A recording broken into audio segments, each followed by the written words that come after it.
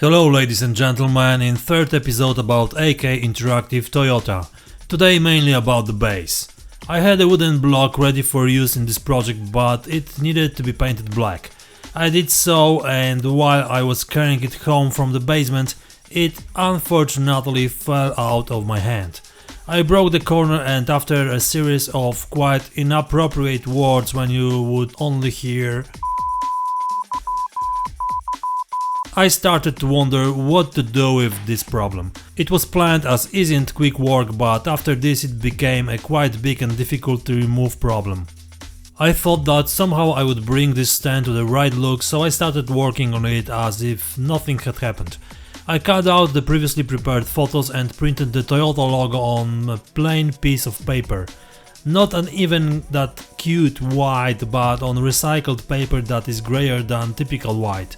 To be precise, I am not a fan of such solutions. I just accidentally bought this paper, and only after unpacking I read that it's a product that saves the world. So I started to peel the printed logo to see if it would look like something acceptable, and it turned out to be pretty cool. Nothing venture, nothing gain, as the saying goes, so here I am the winner.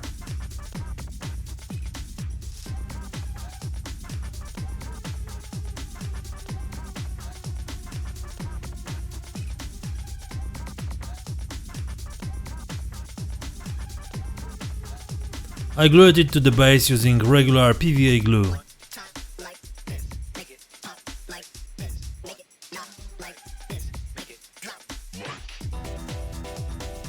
And now I took the mini torch. Oh yeah, let's burn. I found that when I have a broken corner, the whole thing should be badly damaged.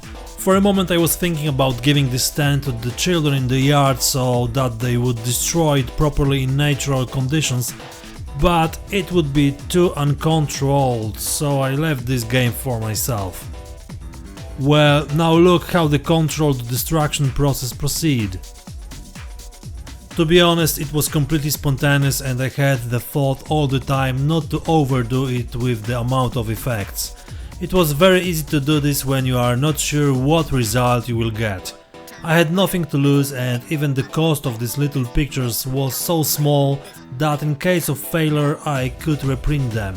I am surprised and pleased. And what do you think about such a stand? Let me know in the comments.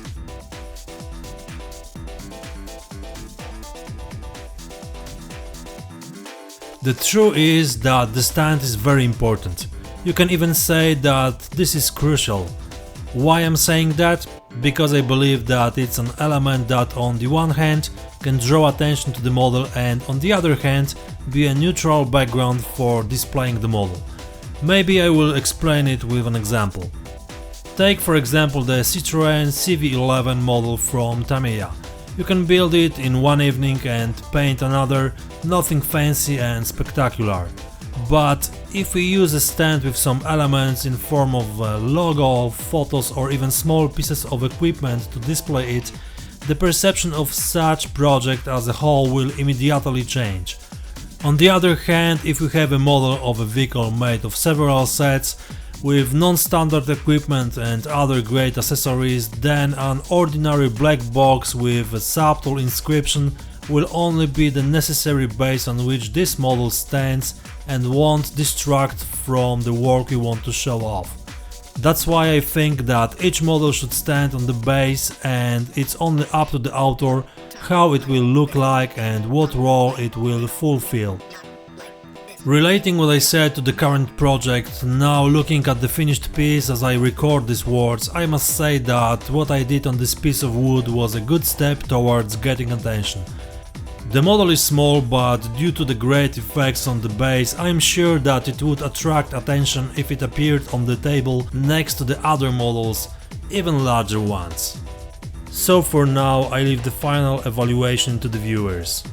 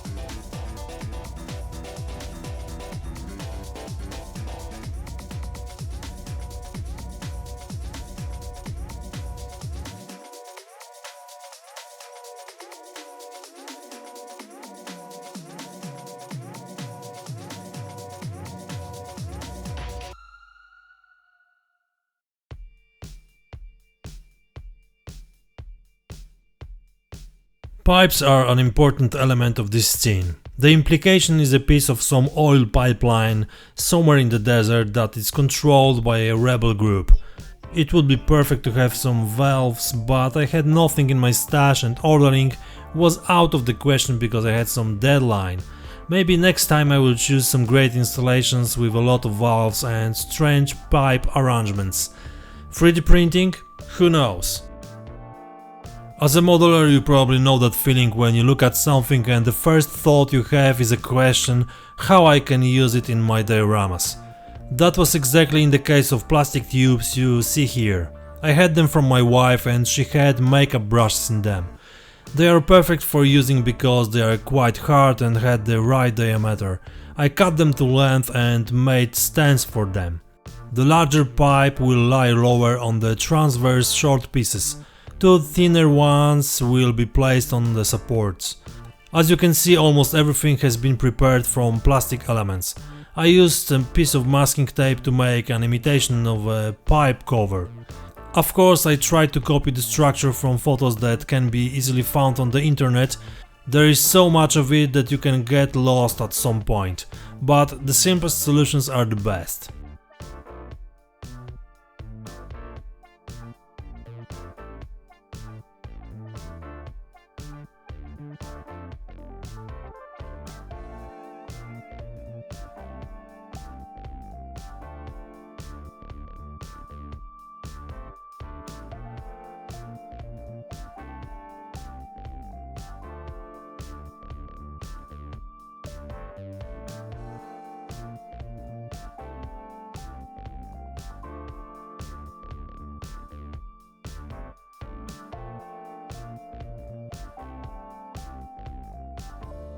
The supports for the taller pipeline were made of upper metal profiles. First I drew a quick project, then measured the size of these elements and made cutting lines on them. I cut them out, then form on photo-etched bender from RP tools and finally solder it. Forgive me for not showing soldering, but I promise there will be time to show it.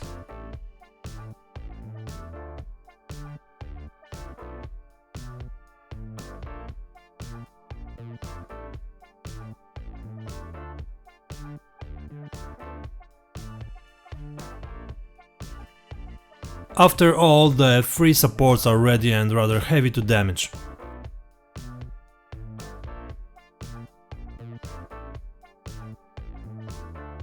After cleaning in residues, I soak them in a liquid to metal blackening. It's supposed to be a base for future rusty colors. A few minutes is enough for the metal to be completely discolored. And remember to do it in a plastic container. Once I used the metal and after a while I noticed my mistake.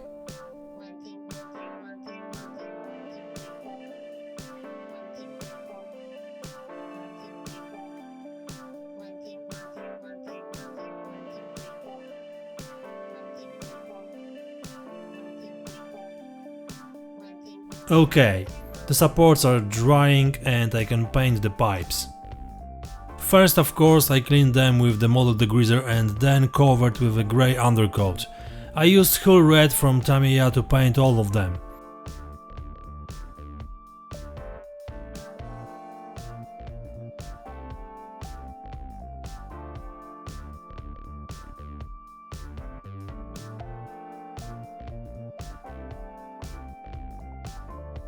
Also, a bit of work has been added to the supports, but more as a filter. Once the paint has dried, easy chipping medium has been applied to all elements. Then the grey and sky blue were airbrushed all the way.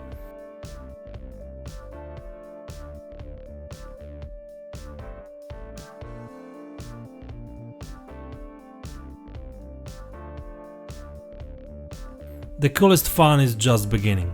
A bit of water and an old brush will do the job perfectly. The water used is also not wasted because it creates some kind of filter. Everything works for success.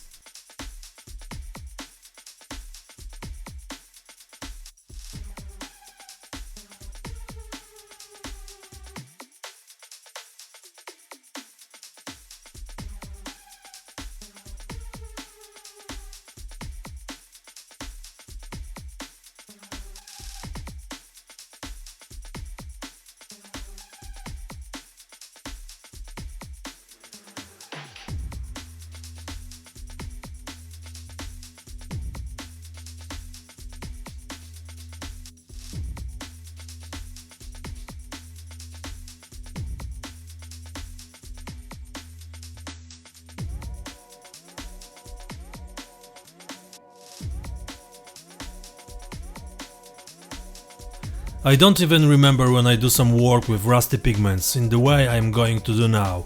I still have old packaging from MIG production which are at least 10 years old. Well, we all know that pigments don't age, so you can safely use them.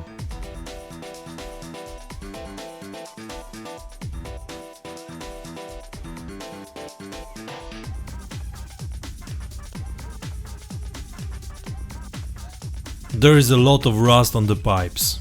All this to build a good contrast between the light ground and this installation. The fact is that you have to be careful with the amount of pigments because it's easy to cross the invisible line beyond which there is only a failure. Pigments are easy to apply but very difficult to remove, and I don't think you can do it completely to restore the original state of the paint surface. Therefore, it's important to control your work and stop for a moment to look from a distance of more than 25 centimeters. And now a confession, simple and explaining everything. I like the pigments a lot. They have enormous potential. Colors, intensity, texture are all the unquestionable advantages that are worth using in modeling. I know they have some disadvantages as well, but so is the ready-to-use products for making matte or other effects. The most important thing is to find a balance and a golden mean and to work with products which bring good results and satisfaction. Now we have a minute, so for all new viewers and for those people who know my channel but haven't subscribed to it yet, please don't forget to do it and click this red button below. It would be nice if you could leave a like and comment and also take a look at my other videos. If you are interested in what I do, you can also check my Patreon account where you will find even more interesting materials. This is the place in the net where I publish the most right now. Just for patrons I prepare reports on daily work, articles, ask for their opinion and show films earlier than on the official YouTube channel. In addition, there are a few other interesting perks of being patron, but you can see for yourself. I think you won't be disappointed and you will see what other projects I do apart from those shown on YouTube. So please consider joining to this superb group. You can find the link in the description of this movie.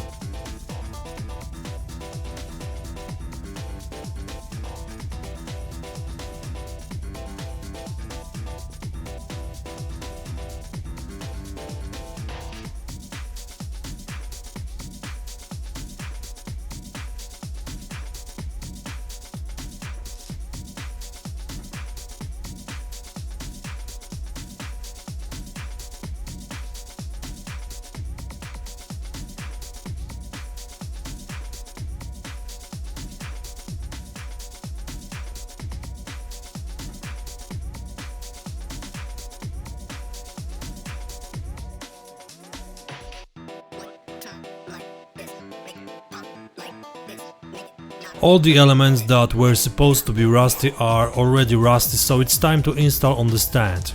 I used just super glue and accelerator for the glue.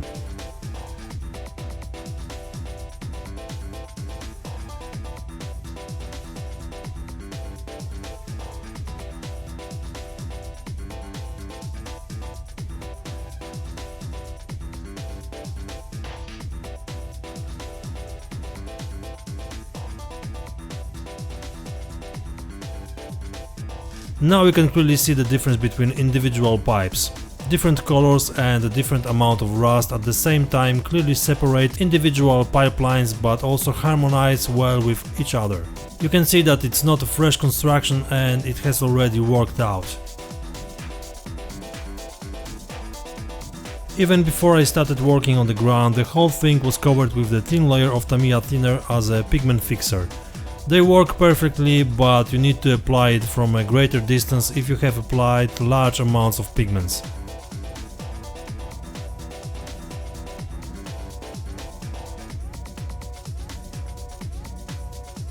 It's time for some desert.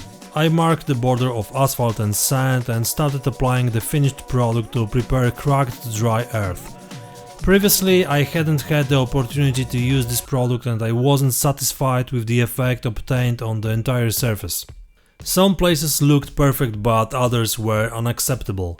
I think that it was my mistake in the amount of product applied, and the conclusion is that you need to practice on an unnecessary piece of material beforehand. Nevertheless, I left part of the prepared surface uncovered, and on the rest I put sand, which was supposed to appear on the base anyway, but in smaller amounts. I put it on the pigment cement. Additionally, I also threw in some stones.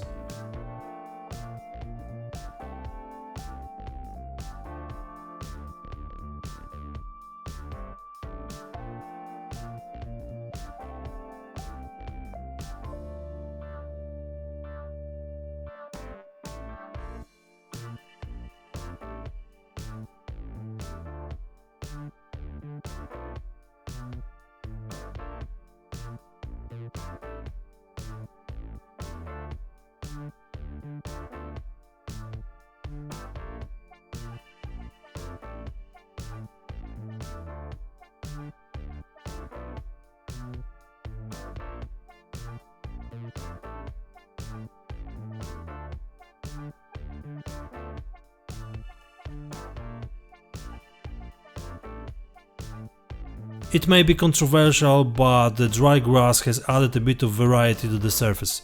I didn't go into too much, but visually I like this combination, so 4 or 5 clumps of grass were glued to the surface. As soon as the sand was dry, I masked the edges to apply asphalt. Easy peasy.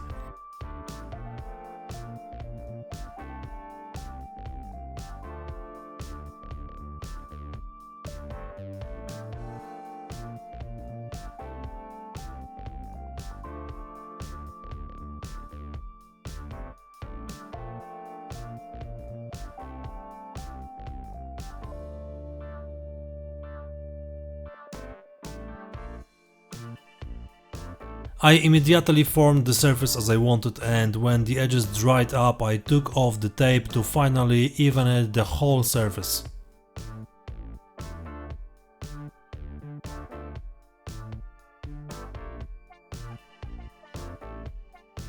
I reached for the pigment again, of course the same one that was used on the model, and dusted the whole road a bit and added powder to the sand. With the pipette I applied the remains of the pigment fixer that I still have and dried it with the accelerator.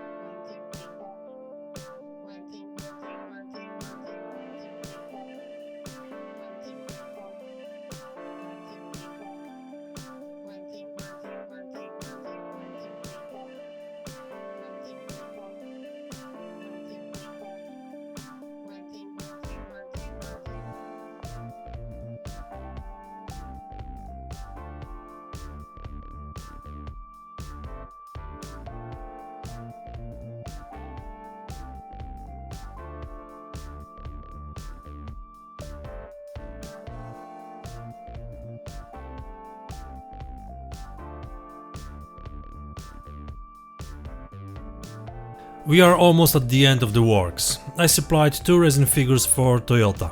The first one from Sabinga Martin publication and the second one from New World Miniatures. I think they do the job.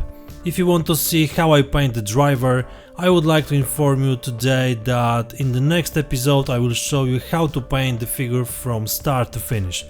And if you really want to see this work, this video is now available on my Patreon. Of course you will find the link in the description. Figures but also models were mounted on pins glued into the holes in the base. I always do this because it allows for safe rotation of the entire stand, but also easy disassembly of the figures and the model.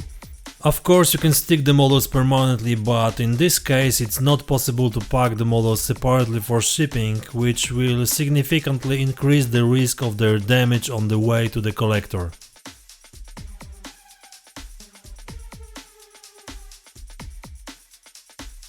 And of course I also improved the tires. I wiped the pigment from the thread that directly touches the asphalt. I did it with my finger, and in places where I couldn't push it in, I used the silicone tip. And that's it. Needless to say, I'm happy with the result, right? Although the model is small, the whole thing turned out great, and this is confirmed by modelers who saw this project done before it was shown in public. Please write in the comments section what do you think about it. For me, this is the first technical I have done, and I have to admit that I like this topic very much. There are so many possibilities that I even have a Toyota plastic logo for another stand. I just have to think about when I will have time to implement my intentions. So many models to build, so little time. Okay, thanks for watching this episode and the entire series. If you are here for the first time and if you like what I do, please subscribe to the channel, give me a like and write a comment. It would be great if you share this material on your social media, because maybe your friends don't know about coldemonspl. This is a small thing but can help in promotion. So you have a chance to make something special for all mankind, and especially for me. For now, remember to check out my Patreon and join the club.